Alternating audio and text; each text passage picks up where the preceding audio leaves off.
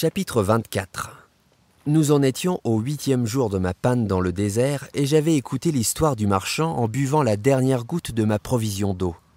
« Ah, dis-je au petit prince, ils sont bien jolis tes souvenirs, mais je n'ai pas encore réparé mon avion, je n'ai plus rien à boire et je serais heureux moi aussi si je pouvais marcher tout doucement vers une fontaine. »« Mon ami le renard, me dit-il. »« Mon petit bonhomme, il ne s'agit plus du renard.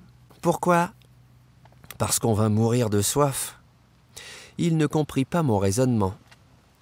Il me répondit « C'est bien d'avoir eu un ami, même si l'on va mourir. Moi, je suis bien content d'avoir eu un ami renard. »« Il ne mesure pas le danger, me dis-je. Il n'a jamais ni faim ni soif. Un peu de soleil lui suffit. » Mais il me regarda et répondit à ma pensée. « J'ai soif aussi. Cherchons un puits. » J'eus un geste de lassitude. Il est absurde de chercher un puits au hasard dans l'immensité du désert. Cependant, nous nous mîmes en marche. Quand nous eûmes marché des heures en silence, la nuit tomba et les étoiles commencèrent de s'éclairer. Je les apercevais comme en rêve, ayant un peu de fièvre à cause de ma soif. Les mots du petit prince dansaient dans ma mémoire. « Tu as donc soif, toi aussi ?» lui demandai-je. Mais il ne répondit pas à ma question. Il me dit simplement « L'eau peut aussi être bonne pour le cœur. » Je ne compris pas sa réponse, mais je me tus. Je savais bien qu'il ne fallait pas l'interroger. Il était fatigué, et il s'assit. Je m'assis auprès de lui, et après un silence, il dit encore « Les étoiles sont belles à cause d'une fleur que l'on ne voit pas. » Je répondis « Bien sûr », et je regardai, sans parler, les plis du sable sous la lune. « Le désert est beau », ajouta-t-il.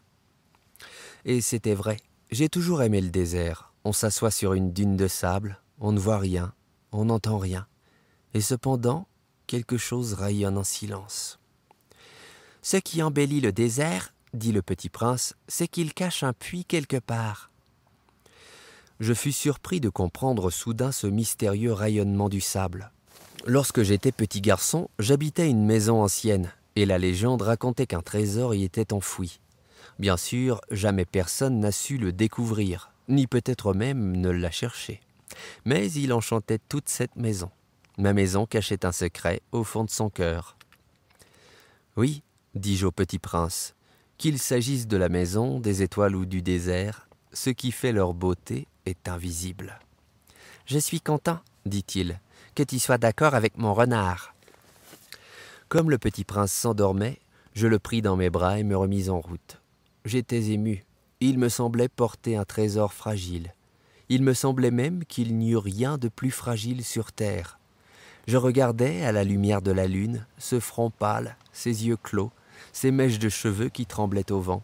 Et je me disais, ce que je vois là n'est qu'une écorce. Le plus important est invisible. Comme ses lèvres entr'ouvertes ébauchaient un demi-sourire, je me dis encore, ce qui m'émeut si fort de ce petit prince endormi, c'est sa fidélité pour une fleur. C'est l'image d'une rose qui rayonne en lui comme la flamme d'une lampe, même quand il dort. Et je le devinais plus fragile encore. Il faut bien protéger les lampes, un coup de vent peut les éteindre. Et marchant ainsi, je découvris le puits au lever du jour.